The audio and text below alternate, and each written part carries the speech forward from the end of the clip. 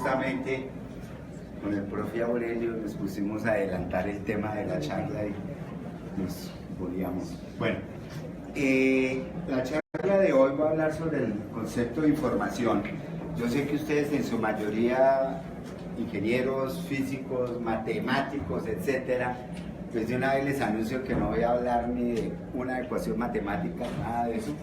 Voy a hablar sobre la noción de la información en su sentido propiamente tal y cómo ha sido una preocupación en la historia del pensamiento filosófico, del pensamiento físico, del pensamiento biológico, la noción de información. Y tal vez podríamos decir que lo único que ha cambiado desde la antigüedad griega hasta ahora es que a esa noción se le han puesto algunas acotaciones que en algunos casos han permitido pues formalizaciones matemáticas, no de la información, sino de aspectos asociados al concepto de información.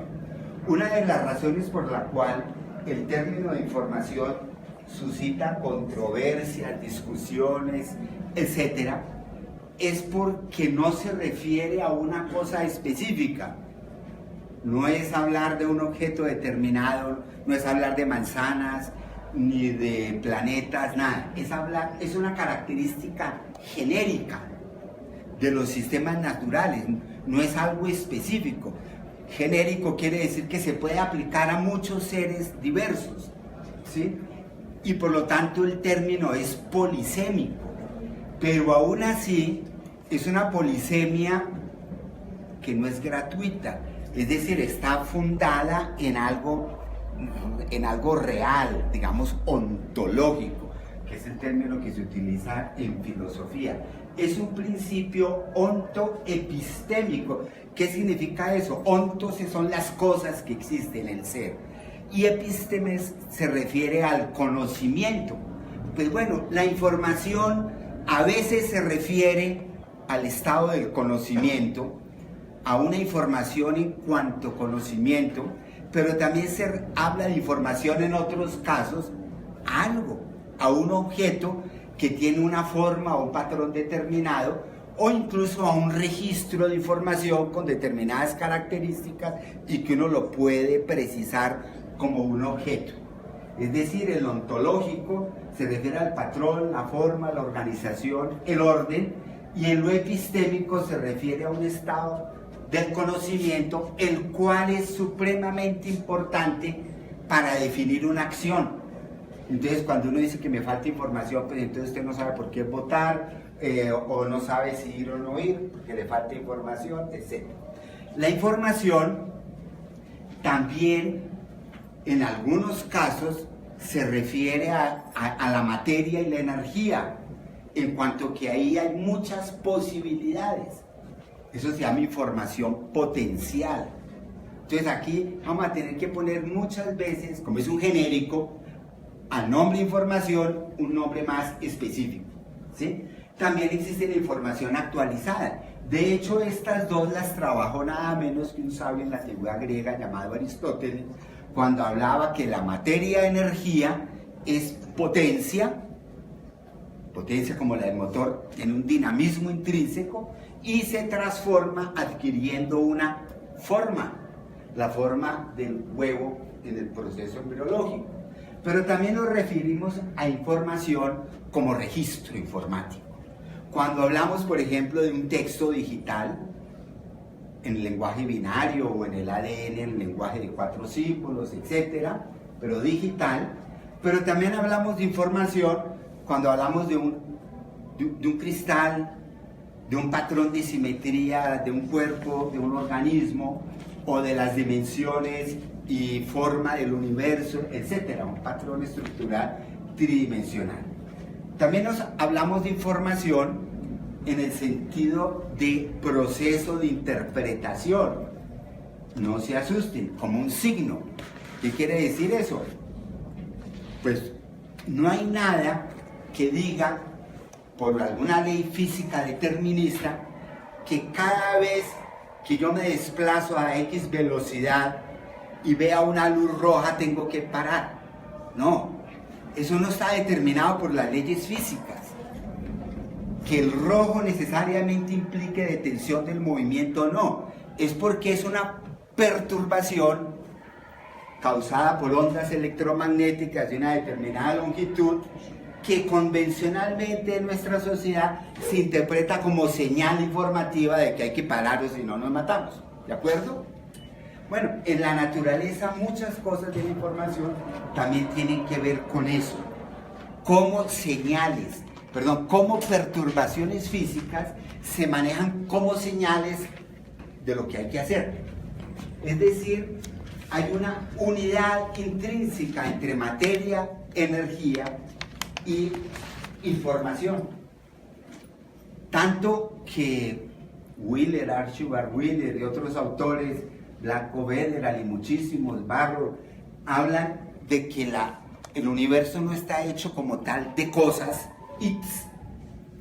y que a partir de ello se genera la información, sino que se genera a partir de la información se generan las cosas. O sea, ya está poniendo la información no solamente como un concepto importante, no, sino como lo fundamental. Él dice que si uno quiere conocer la estructura íntima de la realidad más profunda, usted debe comenzar por estudiar la información, y algún día usted va a llegar al átomo, ¿sí? Bueno, pero yo voy a defender el punto de vista de que its y bits coexisten íntimamente enlazados el uno en el otro como parte de una misma realidad desde el principio, y lo que hace la información es producir muchos its muy diversos y de mucho calado y en complejidad, y ahí mismo va la información. Entonces la información también tiene problemas, porque ya se refiere a una cosa, también se refiere a un estado del conocimiento, se refiere a registros que pueden ser digitales o analógicos, etc. O sea, es un concepto irreducible. Hay que arrancar de ahí para entender muchas cosas. Es sistémico, hace relación no solamente a la cosa o a la entidad o al proceso que estoy estudiando, sino también al contexto en que se está dando ese proceso. Es relacional y es autorreferente, y aquí es donde la mayoría de la gente dice: chao, profesor, no quiero saber más. Eso pasa mucho. ¿Por qué? Autorreferente quiere decir que cuando yo estoy buscando la información, encuentro que en ese objeto que estoy estudiando hay un punto en que yo ya no sé si eso era únicamente propiedad del objeto o también es algo que yo le estoy metiendo en la interacción con el objeto. Es decir, cuando se habla que los organismos vienen de un medio ambiente y que el medio ambiente los selecciona, pues los organismos quiere decir que se han coevolucionado con el medio ambiente. Ellos de alguna manera en su estructura ya tienen información del ambiente, y el ambiente ha sido modificado por la actividad de los seres vivos desde que las bacterias inventaron la manera de degradar sustratos orgánicos y producir oxígeno, y el oxígeno se volvió el principal componente de la atmósfera que permitió el desarrollo de la vida. El oxígeno no existía en la Tierra, era fruto o producto de los primeros microbios. Entonces, ¿hasta dónde iba la acción del organismo? Si el organismo y el ambiente, o sea, hace la autorreferencia, ¿sí? Que al mirar el ambiente nos estamos mirando a nosotros mismos, etc. Y la información como signo es algo que comienza a ser trabajado cada día más, pero en filosofía la trabajó un filósofo, Charles Sanders Peirce, finales del siglo XIX, principios del XX, el único filósofo, según Popper, que hay que creerle cuando se habla de temas de filosofía de la ciencia. Eso no lo digo yo, hay una cita de Popper que dice, porque Popper decía, es el único filósofo que nunca estudió filosofía. Él fue química, física y geología y matemáticas y lógica. Y a partir de eso armó un sistema filosófico. En cambio, los otros filósofos son especialistas en Hegel, en Kant y tal, pero no saben nada del mundo al cual se referían esos filósofos. Entonces, esa es una ventaja relativa que tiene este filósofo, y Jesper Hofmeier, pues que ha desarrollado esa teoría de la información como signo, como señal con significado. Esquer también lo dice, el pintor. ¿El mundo qué es? ¿Son bolitas de materia indestructible? ¿O en el mundo, en la estructura íntima de la realidad, no hay algo también como una especie de actividad visual, cognitiva, interpretativa, que siente y que eso también hace parte de la urdimbre última de la realidad y que por lo tanto lo óntico, las cosas que llamamos fijas y lo epistémico, el conocimiento, ¿no será que es algo unido? Y él lo pintó fue por eso, porque él sabe que ese es un problema fundamental de la filosofía, etcétera, en particular de la cuántica, que lo ha explicitado, pero ahí está la idea de la información. Para algunos la información son las cosas, el patrón con que las cosas se mueven, para otros la información es el conocimiento que se genera en la interacción con esas cosas, por parte de unos seres que aunque efímeros y transitorios, inciden en la estructura de ese universo que los hizo posibles, o de ese mundo que los hizo posibles. Entonces tenemos que entre el ser y conocer, tenemos la materia y la energía y la información. Eso también lo trabajó un filósofo llamado Immanuel Kant, siglo XVII, donde él decía que el noumeno, la cosa en sí, esa materia y energía nunca vamos a saber qué es. Pero los científicos que experimentan con el mundo y observan, van a ir sacando información de eso. Entonces los científicos estudian fenómenos, ¿sí? Que los eclipses, que las órbitas de la Tierra, del Sol, ¿sí? Pero llegar a decir realmente qué es el Sol, eso como quién sabe. Eso hace parte del mundo. El Sol en sí es parte del mundo que tiene muchas cosas que iremos aprendiendo todo el tiempo. Hoy en día se habla de manchas solares y más cosas. Bueno, cada vez sacamos más información de ahí, pero quizás haya algo inagotable ahí, quién sabe. Pero la información tiene que ver con los fenómenos. Y entonces ahí es donde se generó esa idea que todavía muchos comparten, de que prevalentemente cuando se habla de información, se habla gracias por el dato, gracias por la información, chao. ¿Sí? O sea, un estado del conocimiento, ¿sí? Pero inicialmente se venía refiriendo a la cosa en sí. Hay muchas definiciones de información que he tratado de tematizar aquí en la física clásica, por ejemplo, en la época de Newton, Leibniz, Galileo, la revolución científica. La información era el patrón que tienen los cuerpos y que eso debería obedecer a leyes y patrones matemáticos, y después con la idea de que podía haber un mundo microscópico para explicar la materia con el concepto de átomo. Entonces la información pasó a ser lo micro que determina lo macro. Pero posteriormente, el siglo XIX, con la mecánica estadística, va a surgir el concepto de información de Boltzmann y Maxwell, donde la información entonces va a estar asociada con el patrón ordenado que se genera de una estructura azarosa dada por el movimiento azaroso de partículas que llenan, por ejemplo, una cámara de gases. Por ejemplo, sería el concepto geométrico de una ley que determina un patrón. Este sería en Boltzmann la representación de la entropía. Todo está homogéneo, y entre más homogéneo, más uniforme y menos estructura distinguimos a nivel macroscópico. Pero la información estaría asociada a la posibilidad de separar eso, ¿sí? Que dio lugar a lo que se llamó la metáfora del demonio de Maxwell, y eso ha sido odiado por físicos y filósofos porque supone esa unidad entre lo que es y el conocer.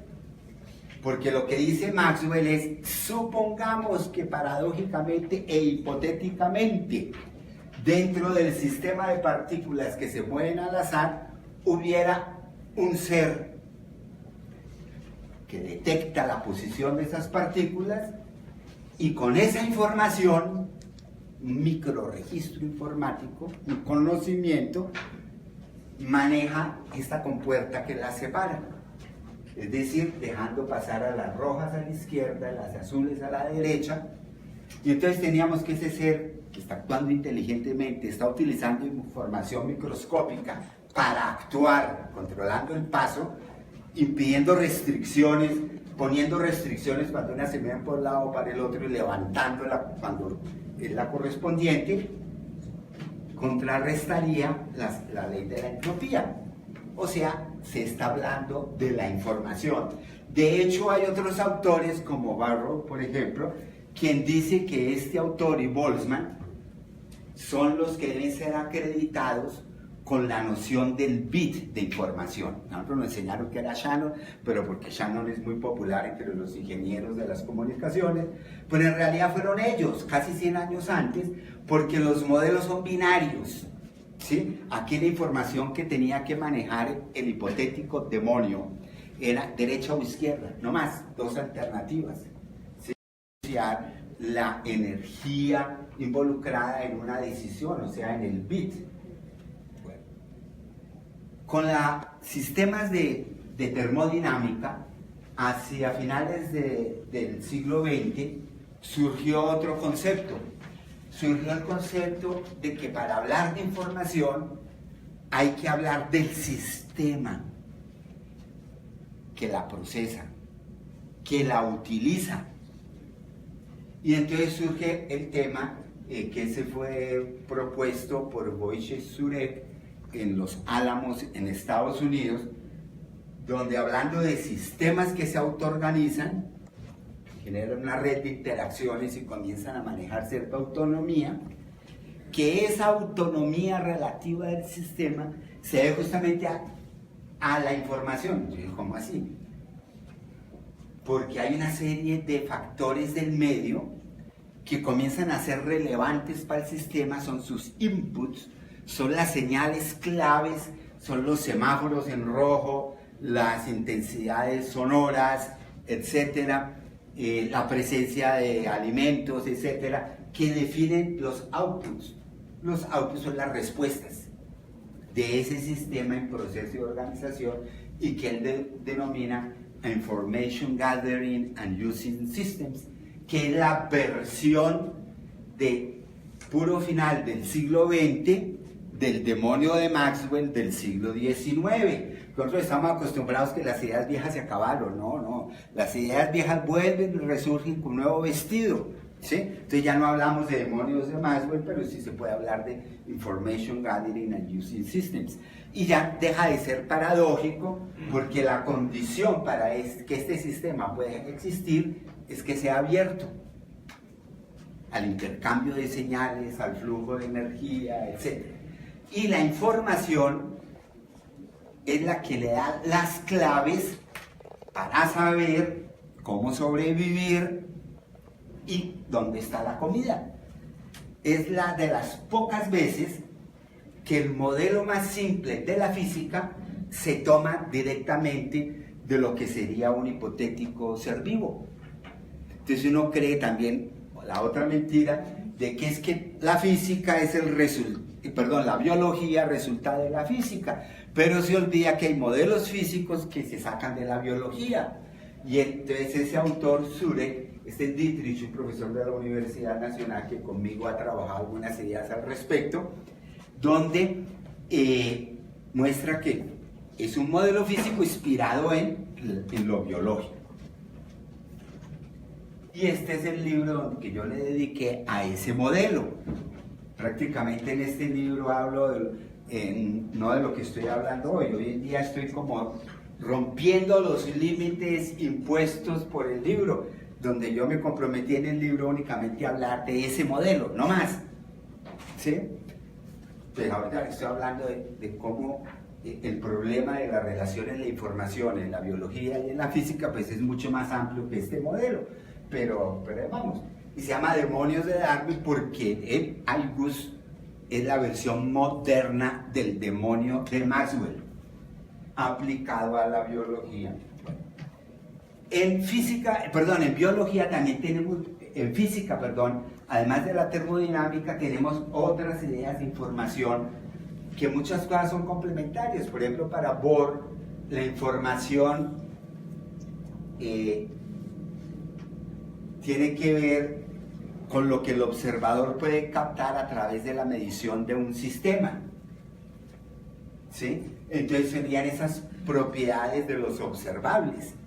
Pero el observable ya deja de ser algo intrínseco a la cosa, al sistema cuántico, sino implica una relación con un aparato de medida. Entonces son propiedades que se estudian, pero en interacción investigador-objeto de estudio, ontoepistémico. ¿Sí? Para Everett y para otros cuánticos, ese nudo gordiano del ontológico, del epistémico, debe ser desechado. ¿Sí? De hecho, el modelo del IGUS que les acabo de hablar antes es muy ontoepistémico, porque se imagina que los sistemas naturales son cosas reales, objetivas, que existen en el mundo independientemente de yo y de los humanos, pero ellos mismos entran en relación con otros en una relación de tipo cognitivo. ¿Sí? O sea, también está ese nudo ontoepistémico. Para Everett, Hugh Everett dice no, la cosa debe ser objetiva, la información. Y entonces, para imaginarse todos los estados posibles que pueden asumir los sistemas, pues va desdoblando el universo en varios mundos posibles, donde cada universo se va dando una de los estados posibles, pues, de esa materia y de esa energía. O sea, es real, pero existen universos múltiples.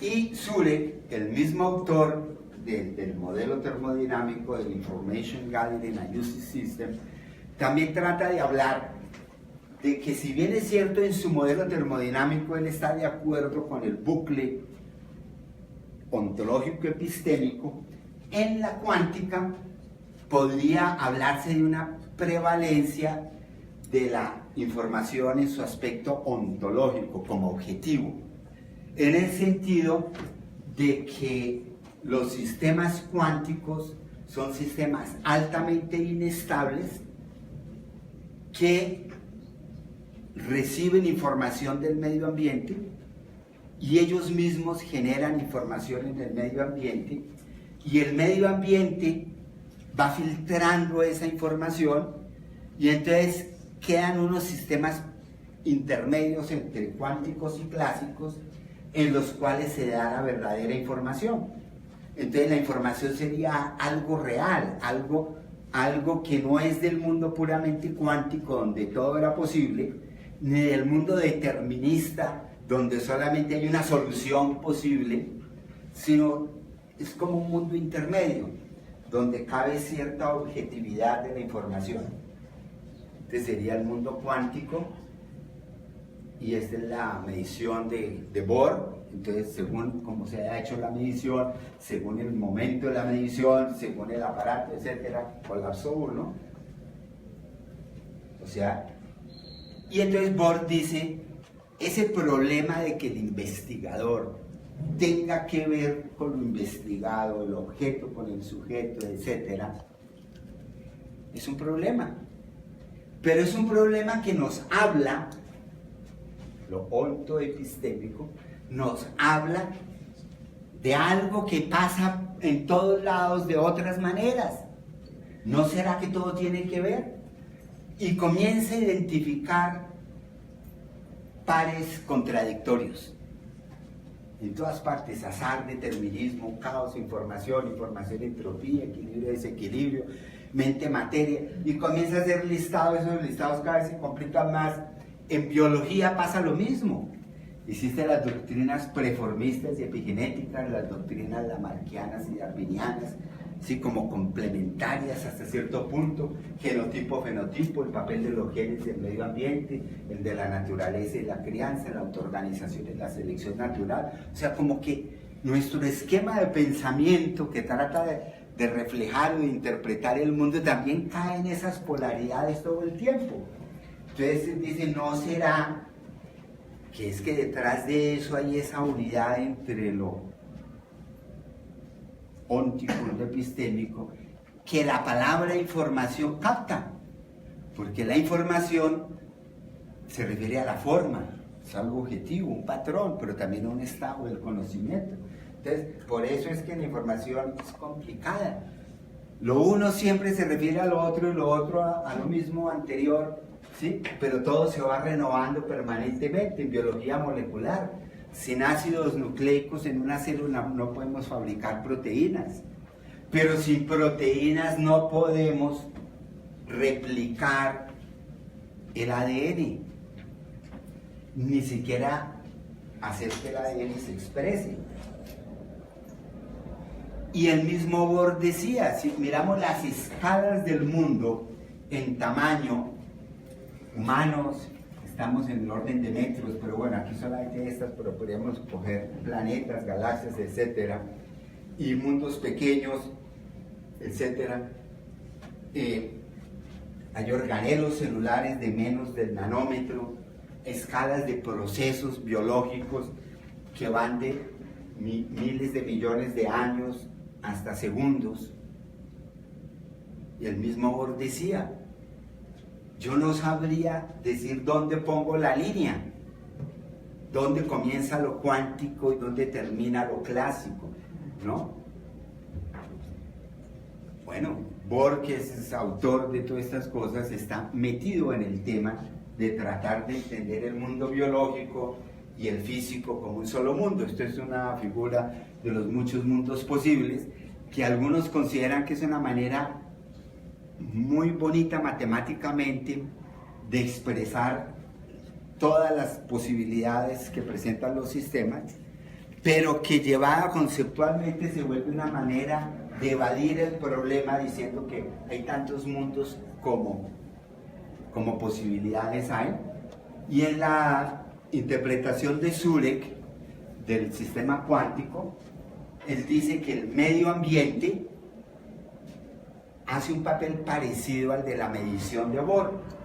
La diferencia es que en la medición de Bohr, ¡ping!, yo mido el electrón que pasa, le mando un chorro de fotones, lo mido, y entonces si se estaba comportando como una onda, ahora se comporta como un corpúsculo, porque de alguna manera lo interferí. Aquí es el medio ambiente el que juega un papel parecido. El medio ambiente está lanzando fotones, digamos que al azar, y va golpeando sistemas cuánticos. Entonces esos sistemas cuánticos se están midiendo por la acción del medio ambiente y entonces va dando los sistemas que conocemos. Pero como no es la observación de Bohr, que eso es directo al electrón, sino que es como al azar, algunos los toca por un lado, otros no los toca, otros sí. Entonces más bien lo que hay es un estado intermedio de coherencia, él lo llama, un estado intermedio, es una explicación interesante. Bueno, en biología el término información también es complicado. Comienza como causa formal aristotélica, en el sentido que a Aristóteles se le ocurrió ese concepto, fue porque quiso generalizar su conocimiento sobre el desarrollo de los embriones en los huevos. Él fue el primer embriólogo experimental. En la antigua Grecia también hubo experimentos, si no, léanse en el Tratado de la Generación de Aristóteles, donde él les cuenta muy bien cuántos huevos observó y describió día por día en su desarrollo, y cómo los pintaba, etcétera, y cómo se iba conformando, y cómo repitió observaciones controladas, etcétera. Que eso se lo inventó la revolución científica, es mentira. Eso ya había habido cosas así. Lo que pasa es que Aristóteles no tenía aparatos de medición cuantitativa. Sin embargo, los tiempos para el desarrollo del huevo sí parece que hubiera utilizado relojes de mucha precisión, porque él habla en términos de días y de horas, de una manera en que no había todavía relojes. Pero bueno, entonces el huevo se desarrolla por algo, pues porque tiene algo, pero también hay unas condiciones favorables, etcétera. Entonces debe existir algo en el huevo, algo en el medio ambiente, o algo entre el huevo y el medio ambiente que hace que el embrión, que el huevo del pavo, de la pava siempre de un pavito, que el del pato de un patito, de la pata de un patico, y así. Y habla de la entelequia, que se convirtió en una palabra sucia, mal utilizada y mal interpretada, que hoy en día se utiliza la palabra entelequia para decir basura, carreta, mentira, ¿sí? Cuando es todo lo contrario, porque nuestra tradición fue antiaristotélica. La palabra entelequia en Aristóteles significa entelosequeín, o sea, aquello que por sí mismo genera un proceso morfológico. El huevo, ¿sí? Y entonces dice ahí, la entelequia no es una sustancia química, la entelequia es un sistema, ¿sí? Entonces, claro, eso pasa cuando uno es demasiado materialista y tal cosa. Dígame cuál gen. No, profesor, usted habla muy bonito. ¿Cuál gen? ¿Cuál gen? Si no es carreta. No, porque hay características que no corresponden a un gen, sino patrones de interacciones entre productos de un gen y otro y ciertas condiciones del medio. Entonces, si usted quiere someter la entelequia a una prueba de tubo de ensayo, pues nunca la va a encontrar. No, porque aquí entelequia es una acción continuada y permanente que permite alcanzar la metafase. De ahí viene la palabra metafase después en biología. O sea, la parte final de un proceso embriológico. En el proceso embriológico la metafase es el bebecito, el pollito, ¿sí? O sea, la materia es materia, pero ya tiene forma. Bueno, y eso para ser 400 y pico años antes de Cristo, pues es bastante avanzado. Y habla de la información. Hay una dinamismo, hay una energía, hay una potencia, pero también hay como una trayectoria que se va dando. A principios del siglo XX, Darcy Thompson, posteriormente René Thom, uno de los matemáticos de la teoría de catástrofes, y Ian Stewart, que todavía vive en Australia, un matemático increíble, hablan de que la información biológica es la repetición y la iteración de patrones matemáticos que se deben a la geometría del espacio y a las leyes físicas. Entonces la entelequia de Aristóteles en realidad es la iteración de un algoritmo por la naturaleza misma en un espacio con extensión pero curvado, como lo dice Einstein, y que eso va definiendo cuál es la información. Entonces aquí la información son las cosas, es objetiva, ¿sí?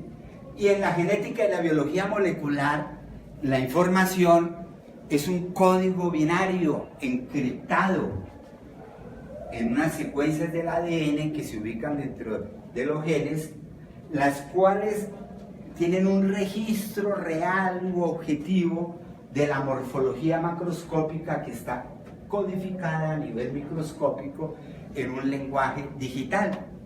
Y la biología molecular tiene como tarea entender cómo se codificó eso, ¿sí? De hecho, el problema de la traducción del sistema genético, la síntesis de proteínas, es la desencriptación de esos códigos. Entonces Aristóteles tenemos, es decir, que information, embriogénesis. Poner la forma en el huevo. ¿Cómo hacer la forma para aparecer ahí? ¿Sí? Habla de una potencia intrínseca a la materia sin forma, o sea, la materia energía porque es potencia, ¿no? A la forma, que sería la materia con forma, organizada, y la entelequia, que es el proceso permanente para que eso se cumpla, porque Aristóteles notó, y esto también lo tiene explicado muy bien en su obra, a veces que no se produce nada, o que el proceso se daña en el camino, o que aparece un animal amorfo con una malformación. Pero eso sí, dice Aristóteles, yo lo puedo asegurar, que la gran mayoría de las veces sale lo que es. Luego, entonces quiere decir que había un principio organizador que está funcionando, pero no es infalible. En el patrón matemático, pues, del siglo XX hay muchos autores, la autoorganización en sistemas biológicos, que se considera que es una visualización macroscópica de fenómenos moleculares que adoptan geometrías muy definidas, justamente por la dependencia de las leyes físicas y lo matemático, Y los que no creen en la autoorganización, pues tendrán que por lo menos creer en la bioquímica, ¿no? La bioquímica habla de que hay una gran cantidad de moléculas que simplemente por el hecho de estar cerca la una de la otra se atraen, ¿sí? Eso, historia de que el mundo es un movimiento aleatorio de partículas, eso solamente se lo creen los físicos, porque las partículas de los físicos no tienen afinidades especiales por otras, a no ser de que sean colisiones y choques elásticos, que así es la mecánica. En cambio, en la química nadie se come ese cuento. En la química se sabe que un ácido se atrae por una base, que las moléculas hidrofílicas atraen el agua y el agua se va allá. O sea, hay afinidades, por eso la química es la ciencia de las afinidades moleculares. Entonces, una molécula se pega con otra, se van uniendo y generan aglomerados, etc. Eso es una manera de ver la autoorganización. Y en genética es esto. Aquí hay una estructura química muy compleja con una serie de tipos de interacciones que se pueden dar, pero la abstracción lleva a decir solamente hablemos de esto. La secuencia digital G, G, G, A, G, A, G, A, C, porque hay un código, un texto, como un libro de palabras. Sí, pero se les olvida que eso son moléculas, ¿no? Y entonces el texto está aquí, se copia aquí, el RNA son las fotocopias de uso de la gran biblioteca, lo que sale y se utiliza, el libro que uno saca de la biblioteca es este es el archivo que uno baja de la central informática, esa queda completa, usted puede bajar todos los archivos que quedan y seguro que allá arriba sigue estando el archivo, ¿sí? No es que uno lo bajó y se lo quitó a la base de datos, no. Entonces esa es la que uno usa y se traduce y genera la proteína. Y eso unido a la idea de que como el proceso era las letras y la traducción de ese lenguaje, sin ningún otro tipo de lógica, sino esa lógica de la traducción, del código y de las probabilidades de que aparezca tal secuencia y tal otra, como dice Shannon. Entonces la única variación posible es la que es al azar, y si algo quedó fue porque dejó descendencia, y entonces se compagina en algunos aspectos que la visión darwiniana de la evolución es el árbol de Darwin del origen de las especies. Y Darwin, genial, increíble, es lo máximo en el siglo XIX. El siglo XXI ya es post-darwiniano, porque la ciencia afortunadamente ha seguido desarrollándose y profundizando. No es antidarwiniano, no, eso sí tampoco, es post-darwiniano. Entonces tenemos teoría de sistemas en desarrollo. Ah, bueno, la teoría de sistemas también se aplica para explicar el desarrollo de los seres vivos, y ha habido autores en los últimos años del siglo XX y primera década del presente siglo, donde hablan de que la información es la embriogénesis o la ontogenia. La idea aristotélica de la antigüedad griega está retomada por muchos autores hoy en día para decir la información son los procesos reales objetivos de la naturaleza que generan formas, ¿sí? Y la información aparece o se hace más explícita cuando un sistema organizado en parte altera o perturba al menos organizado, ¿sí? Entonces nosotros sabemos que estamos compuestos por, qué sé yo, tenemos genes, etcétera, ¿sí? Pero según los hábitos de la vida, según la alimentación, podemos estar favoreciendo más la aparición de unas enfermedades que de otras. Y en los genes está la posibilidad de ambas cosas. Entonces esas modificaciones en que el sistema organizado afecta niveles micro de su propio sistema se llaman una causalidad descendente, que fue la idea que defendió Lamarck, pero es la idea que hoy en día defiende la teoría de sistemas en desarrollo, y a nivel de interacción de organismos la teoría de la construcción de nicho. la teoría de la construcción de nicho dice, así como las bacterias primitivas generaron el oxígeno, los animales hoy en día también están modificando el medio ambiente. El que más es el humano, pero sin hablar de los humanos. Cuando se habla, por ejemplo, de que la construcción de presas por los castores no es solamente algo que va en la necesidad del castor para sobrevivir y poder reproducirse y alimentarse ahí, sino es algo que hace parte del mismo paisaje, donde se sabe que las presas de los castores son las que impiden las grandes inundaciones cuando vienen los deshielos en Canadá, por ejemplo. O sea, eso ya es algo integrado al ambiente, ¿sí? Entonces, un sistema de organización llamado castor, muy complejo, que incide sobre el factor geográfico, geológico de su medio inmediato. En el siglo XX, desgraciadamente, todos estamos obnubilados por el ADN. Pero la ciencia es más rica que el ADN sin negar la importancia del ADN, porque es que descubrir códigos en la naturaleza a la manera de un lenguaje digital es increíble. Y sí, todo el que quiera. Pero también hubo otras cosas interesantes. Por ejemplo, la manipulación de embriones.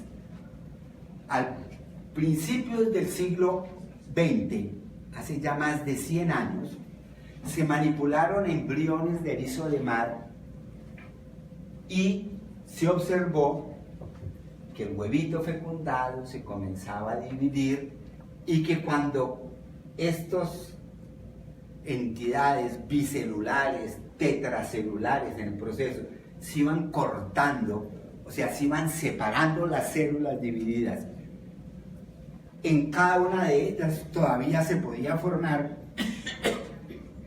el erizo completo.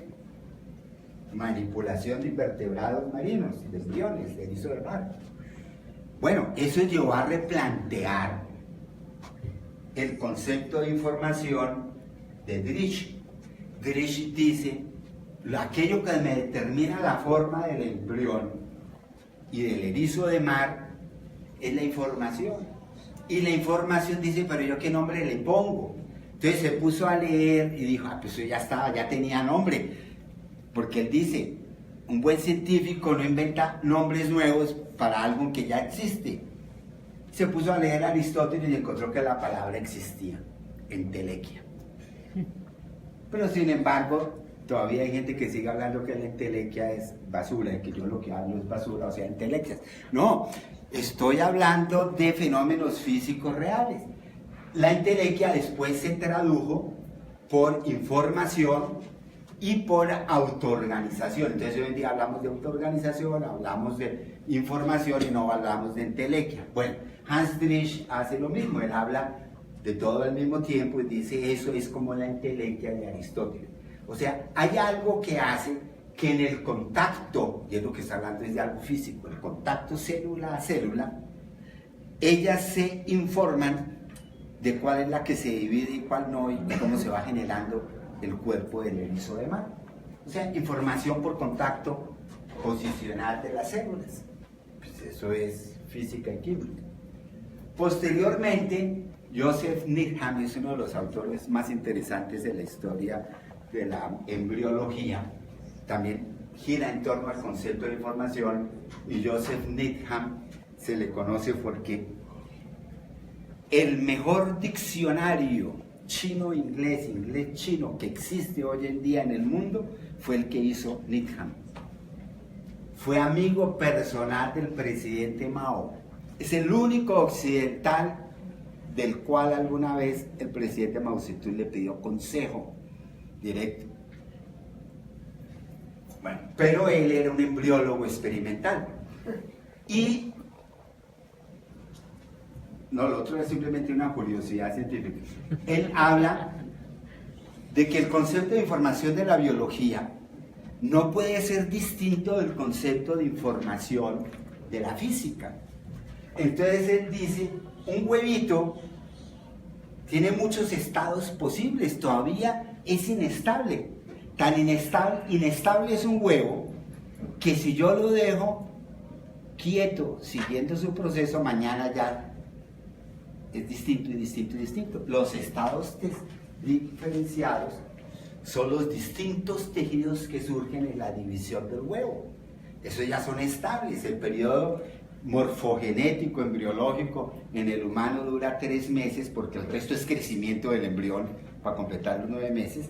¿Sí? La diferenciación celular fundamental sea en los primeros 3 meses, y después toda la vida los tejidos quedan diferenciados, ¿no? O sea, lo estable es las formas finales, ¿verdad? Entonces él se imagina eso. Unas células se volvieron óseas, otras se volvieron y van quedando, ¿no? Entonces es bonito porque él trata de ver un potencial, aquí hay un potencial, otra vez potencial, y aquí hay una manifestación estable, el paso de la potencia al acto, o sea, Aristóteles con matemáticas. Y eso fue arreglado por un alumno de René Thom, que era topólogo, que hablaba que las formas de la naturaleza tienen que ver con la geometría del espacio-tiempo de Einstein, nada menos. Pero él dice, ¿quién se basa? Todavía ni sabemos cómo es la geometría del espacio-tiempo, cómo sería eso en los años 40 y 50, pues apenas una especulación fundada en lo que dijo Einstein. Pero él dijo, a nivel de lo morfológico, sí puedo imaginarme un continuo espacio-tiempo. Dijo, pucha, qué vaina tan tenaz. Es decir, una superficie ondulada, curva, hacia abajo, esa es la que genera caminos posibles de las células en procesos de diferenciación, y hay un tiempo porque arriba comienza el proceso, abajo termina, hay una temporalidad que es bajar hacia adelante y abajo, y hay un espacio de posibilidades morfológico ahí que se va modulando, y que esos caminos estables son como trayectorias informativas, diciendo por dónde, qué es lo que tiene que hacer la célula en su proceso de diferenciación.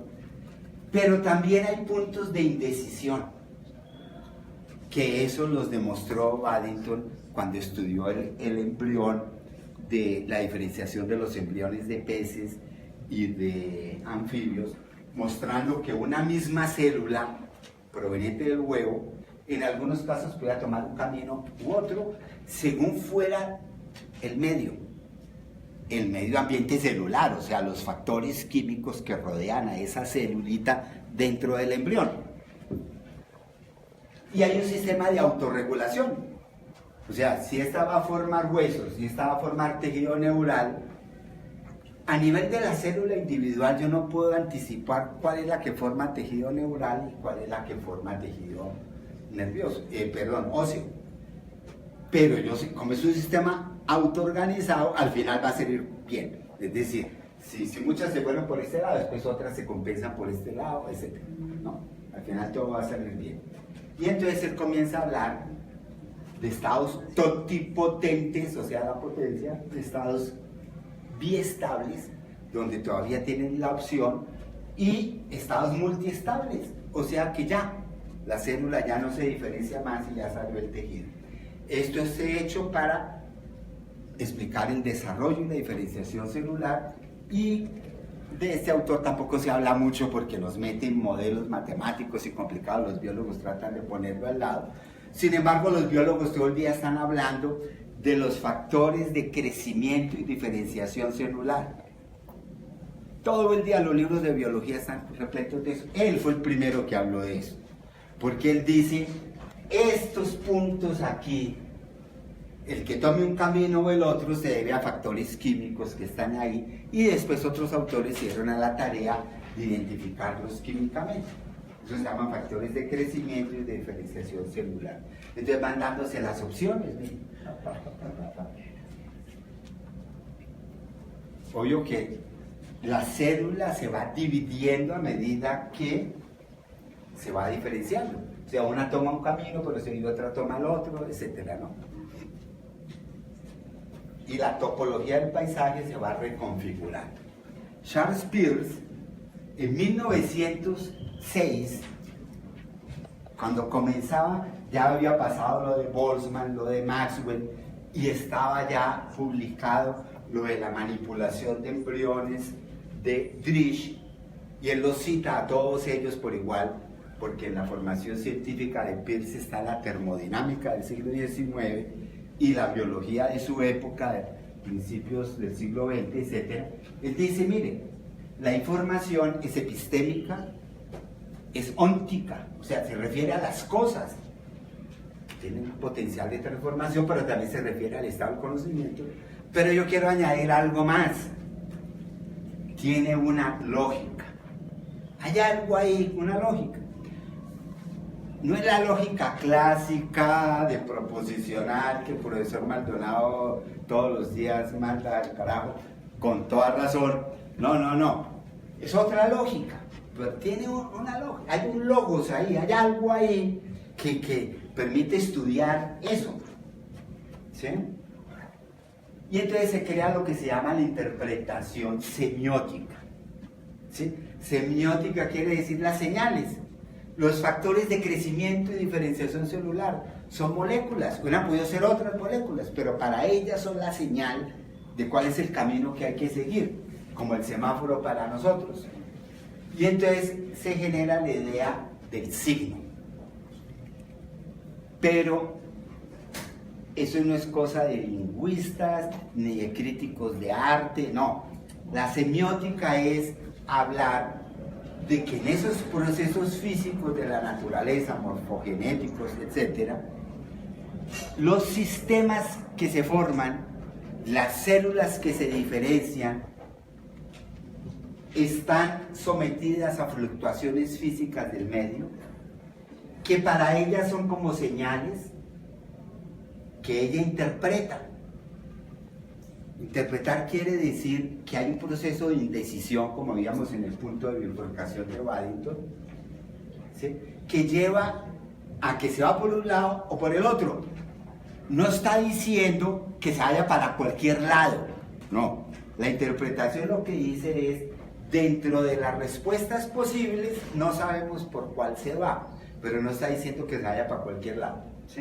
Y entonces se genera un efecto de arriba hacia abajo, del medio hacia lo local, hacia el sistema genético de las células, y le dice ahora se expresan estos genes y ahora estos no. O sea, ajuste estructural interno, hay algo que pasa al interior de la célula que se acomoda y hay una acción al medio ambiente, hay algo que se proyecta al medio, ¿sí? Porque para poder actuar sobre el medio algo se acomoda adentro y al revés. Ambas retroalimentan al sistema. Y en esa retroalimentación permanente es que se da el proceso morfológico, el proceso morfogenético. Entonces este es un modelo que yo propuse en una revista, Biosystems, y me lo publicaron, integrando estos factores, donde hablo, ese es el sistema que interpreta. ¿Qué? Señales del medio. Por ejemplo, de esto que está en el medio y que yo llamo un objeto. O que es como un objeto, vamos a decir, ¿sí? D significa dinámico, o sea, que está en movimiento, no es una cosa estática, porque las cosas estáticas no existen. Pero este sistema maneja dos niveles. Un nivel microscópico en su estructura íntima, pero también un nivel macroscópico que está oscilando entre varios estados posibles. Entonces, cuando no hay una buena correlación entre la percepción del medio y las acciones, pues aquí simplemente se está recogiendo información del medio y todavía no se sabe qué hacer, no sabe muy bien. Y la acción, hay una acción sobre el medio ambiente que si es favorable retroalimenta este estado y si es favorable hace que lo macro estabilice la información micro, y si el sistema funcionó por selección natural, ahora lo tenemos con más restricciones, es decir, más organizado. dos cuadraditos. Y entonces ahora el mismo objeto ha dejado más señales interpretadas por el sistema y ahora él ya no oscila entre cualquier estado, sino hay unos estados ya más definidos y la retroalimentación de sus acciones externas sobre el sistema es mayor y la de lo macro sobre lo micro, hasta que se llega a un sistema funcional complejo adaptativo, donde básicamente las señales del medio me generan información y esa es la que yo utilizo. Y toda esa información me refuerza un único estado macroscópico y la acción del medio es la más correcta. O sea, está insertado a su medio completo, adecuado. Yo aquí trato de mezclar la idea como registro digital de información, de mezclar la idea como estado más o menos probable que se va definiendo en la interacción, pero también la idea de la acción del medio ambiente que se retroalimenta doblemente del medio al sistema y del sistema de lo macro a lo micro, y la interpretación de Peirce. Es decir, porque Peirce lo que habla es que es un sistema en que hay tres elementos todo el tiempo: señales del medio ambiente, un sistema que las percibe y un sistema que al actuar sobre el medio, al definir una acción, y se llama la acción, ¿sí? De hecho, yo no debía haber utilizado la letra I. Yo utilicé la letra I porque es la que utiliza Peirce para referirse a los outputs, las respuestas. Pero en realidad esto es input, esto es output. De hecho, en el artículo cuando hablo de I, dijo que es el output. Y esto es el procesamiento de información a doble nivel.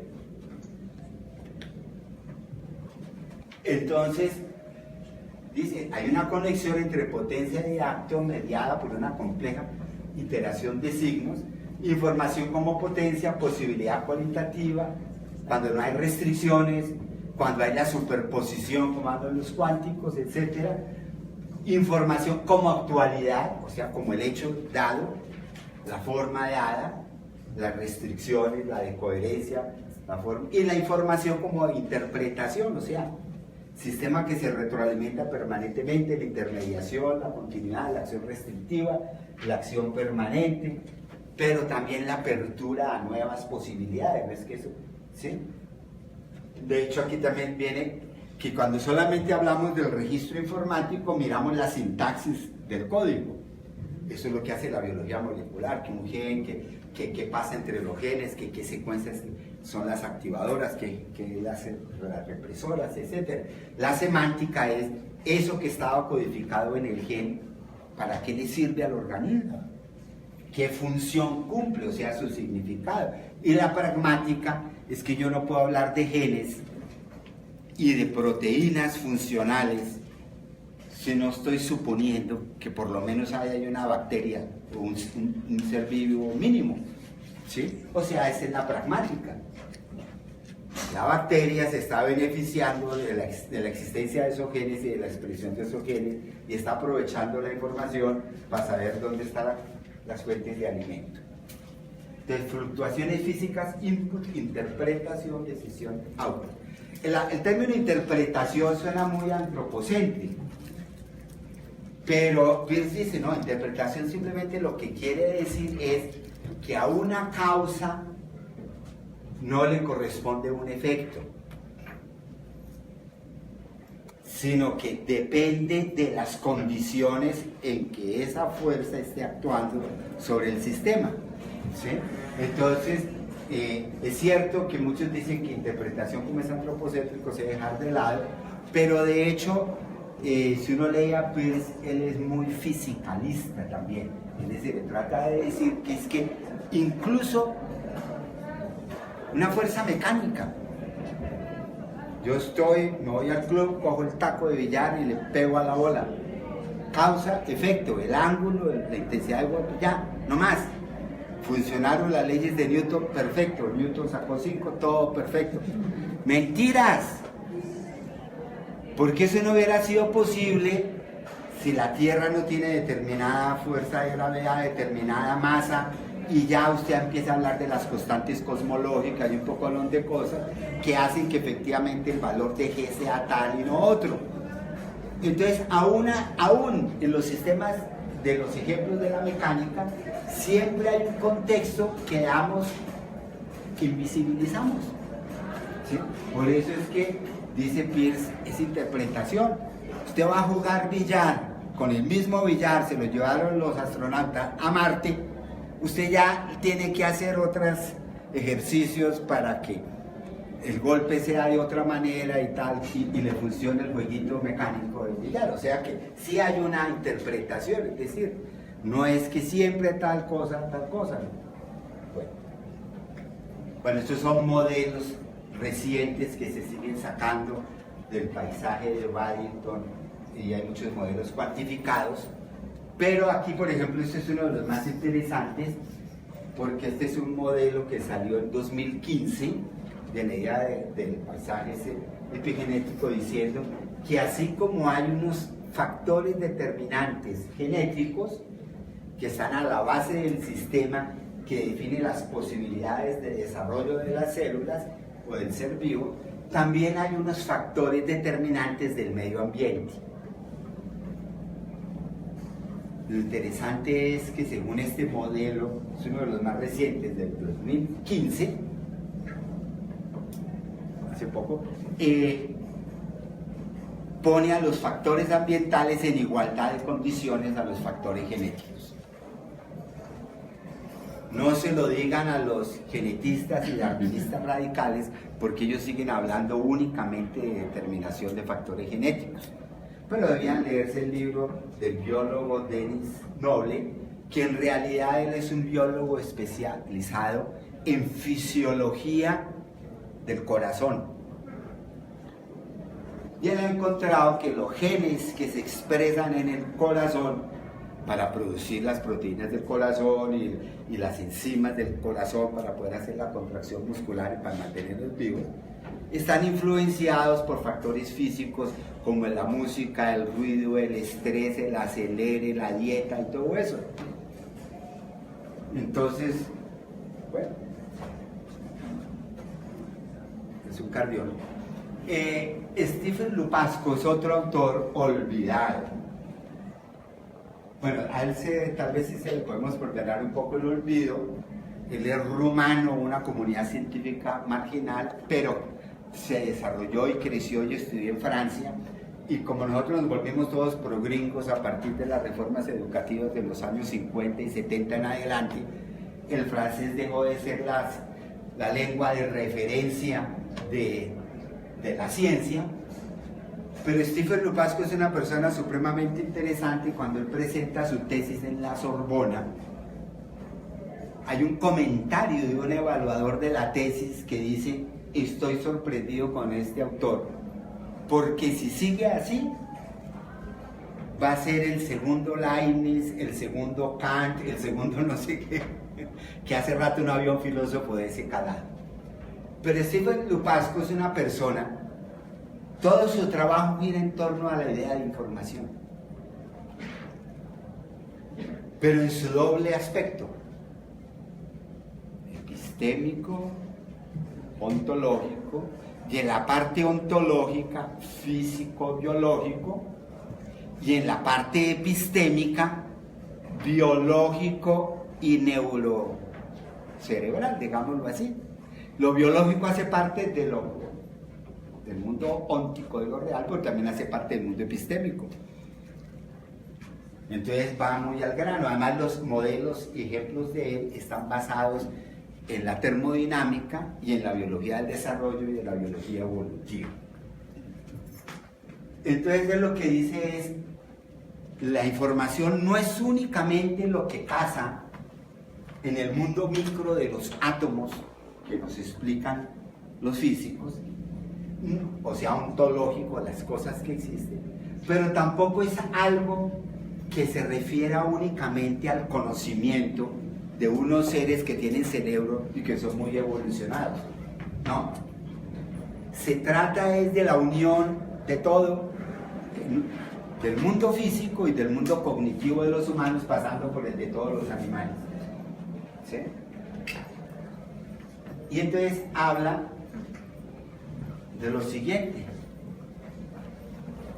No es únicamente la información de Shannon, ni la información de Boltzmann, ni lo micro, sino las perturbaciones físicas que se convierten en señal, que decía antes, y la propagación del sistema. O sea, la información tiene un valor de uso, como las cosas que se intercambian en el mercado y que por eso se compran y se venden, porque tienen un valor de uso. Es decir, los seres vivos son los usuarios de la información. Y ser usuario de la información les permite evolucionar darwinianamente. Y entonces va a hablar de que la información no es únicamente las cosas que se dan, y aquí es donde viene lo difícil de este autor, también es lo potencial, lo que se puede dar. O sea, volver al concepto de potencia aristotélico. Dice, es que eso lo hemos olvidado, porque a nosotros nos gusta mirar el huevo, es lo que hay en el huevo, lo que hay cada día, su desarrollo, su desarrollo morfogenético, pero nunca miramos las posibilidades inherentes a cada estado, solamente las miramos cuando ya se han manifestado, ¿sí? Pero así como el mundo tiene posibilidades, la metáfora es, el mundo está preñado, ¿sí? Sí, está preñado, todo está preñado, todo tiene posibilidades de generar algo. Nosotros solamente miramos las cosas cuando aparecen, no miramos las posibilidades. Nosotros miramos el vaso de agua medio vacío todo el tiempo, diciendo que falta esto, ¿sí? Pero no miramos que con lo medio lleno que está, ya es muchas posibilidades que vienen adelante, ¿sí? Entonces, todo proceso real y complejo está acompañado de una lógica. Por supuesto, Lupasco se inspiró en la dialéctica materialista de Marx y otros autores para mostrar que la oposición y la lucha de contrarios en realidad también se enmarca con la visión aristotélica de la potencia al acto. Cuando hay algo que en potencia se manifiesta, no solamente se está actualizando algo, sino hay algo que se está potenciando. Sistema educativo. Cuando yo permito que los niños desarrollen su potencial, no solamente estoy yo actualizando el potencial de Juanito, Pepito, Martica, etcétera, cuando se gradúen, sino que también estoy yo activando un potencial mucho más alto de la sociedad, etcétera, ¿sí?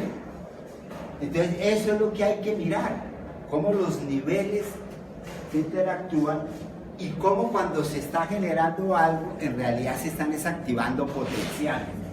Pero nunca le estamos dando a Pepito y a Juanita todo el conocimiento posible, porque si no, nunca van a funcionar en la sociedad.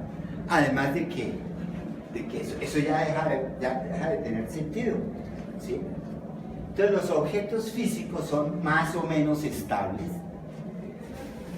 en situaciones, ¿sí? Y se inclinan más hacia un lado o a una forma más o menos definida. Pero hay unos estados de máxima contradicción que solo se resuelven con la emergencia de nuevos niveles de organización. Entonces lo que quiere decir es lo siguiente. Bueno, esta es la figura de Esquer para indicar que o miramos lo que está dado o las posibilidades, o ambas al mismo tiempo, ¿no? Pero él dice, la evolución, por ejemplo, la evolución son dos cosas al mismo tiempo. Es un operador lógico de reunir, de juntar, de simbiosis, pero también es un operador lógico de separar, ramificar. La evolución darwiniana enfatiza esto, la bifurcación. Como cosa curiosa, yo encontré que a finales del siglo XIX Konstantin Merezhkovsky veía la evolución de esta manera. Sistemas que se integran entre ellos y también hay simbiosis y hay diversificación, que son los dos operadores lógicos que maneja este autor para explicar la transformación, Lupascu. Después, Merezhkovsky fue maestro de Lynn Margulis, la de la teoría endosimbiótica, o sea, la evolución por asociación, ¿sí?, de sistemas. Y Darwin, pues el de la evolución por ramificación y disyunción. Sí, pero uno no puede dejar una, olvidar una por la otra, ¿no? Bueno, entonces aparecen sistemas más organizados que también inciden sobre el sistema, eso es lo importante. Cuando algo se actualiza, algo se potencia y una vez potenciado puede incidir sobre, o sea, no todo está definido en las condiciones iniciales, o sea, en los genes que habían aquí, no, también hay algo que comienza a modificar los patrones de expresión de estos genes, o sea, a nivel molecular se causan modificaciones provenientes de la acción del nivel superior. Igual el nivel superior también tiene sus propias reglas causales, ¿no? La interacción de organismos vistas a nivel únicamente de los organismos, pues es válida. Pero también vista a nivel de la acción de los genes sobre ellos, pues también es válida. Pero también hay que ver que la acción hacia abajo también es válida, ¿sí? O sea, de arriba hacia abajo. Es decir, es un sistema jerarquizado de varios niveles de organización, unos dentro de otros con diferentes tipos de interacción, y lo interesante aquí es que si todo sistema es físico, así sea biológico. Eugenio, qué pena contigo, se nos acabó el tiempo. Cierras, por favor. Termina la idea y nos... ¿Podemos ir a otro lado? No, la idea es muy fácil. La idea es que en esa... Voy a saltarme un poco para ir a la idea final. La idea termodinámica hoy en día, y que va con la idea de Lupascu, que era buscar en la lógica de la energía, también la de los procesos informativos de la naturaleza, es que en ese debate de ver la información como óntico, como real en las cosas y como epistémica, también ha cogido más fuerza lo óntico, así como durante un tiempo cogió fuerza lo epistémico, y que una de las razones es los estudios de Odum, Howard Odum, ecólogo, y de Eric Chaisson, cosmólogo, pero ambos termodinámicos, el uno de los sistemas físicos, Eric Chaisson, y el otro de los sistemas biológicos, cuando muestran que los tales niveles en los cuales la naturaleza se está jerarquizando, o sea, generando nuevos grados de organización más complejos, se pueden expresar objetivamente por mediciones o estimaciones cuantitativas, no, y él lo dice abiertamente, ojo, no en términos de la información de Shannon, binarias, sino en términos termodinámicos, en términos de la energía solar invertida para generar dicho sistema. O sea, los sistemas, la energía solar es una energía de baja calidad.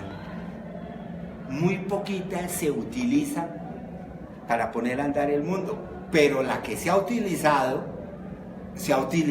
bien y se ha almacenado, generando estructuras y seres altamente organizados.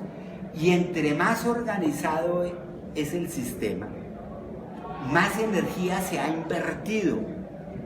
Y el concepto de materia-energía vuelve a aparecer en estos autores y le ponen el nombre de emergía, energía con M. O sea, volvemos a lo mismo, materia-energía. ¿Sí? energía, pero asociada a la materia con forma, o sea, a la estructura. Y entre más se haya invertido energía solar en la construcción de los sistemas y computadores y tecnológicos, etcétera, más eficiente es el uso de la energía por parte de los sistemas que requirieron mayor energía solar para ser construidos. O sea, es la invitación a mirar no únicamente la entropía que nos destruye, sino también el aspecto constructivo de la misma. Y por ejemplo, entonces dice, según esos niveles de energía invertido, ya tenemos una medida de la organización del sistema. Dice, por ejemplo, una misma cantidad de sol y de tejido vegetal. Entonces va a definir otra que se llama el flujo de energía por unidad de masa por segundo. El sol podrá tener la mayor energía que todo lo pensable, pero un gramo de sol tiene un flujo energético muy pequeño comparado a un gramo de tejido vegetal. En el tejido vegetal, el flujo energético que se da ahí y que le permite a la plantica vivir es del orden de 100 veces más que el flujo de energía que hay en la misma masa de sol. Obviamente que el sol tiene más, porque su masa es inmensa. Y en un computador, en una misma masa de chip, de procesador de información en un computador, hay 10 a la 4 veces mayor de flujo de energía que en la misma masa de tejido vegetal y 1.000.000 de veces más que en la misma masa de sol. Entonces, lo que quiero decir es que la objetivación de la información sí es posible, pero por la energía. Creo que ahí podríamos dejar ahí, o sea, por la densidad de flujo energético. Sí, pero una sugerencia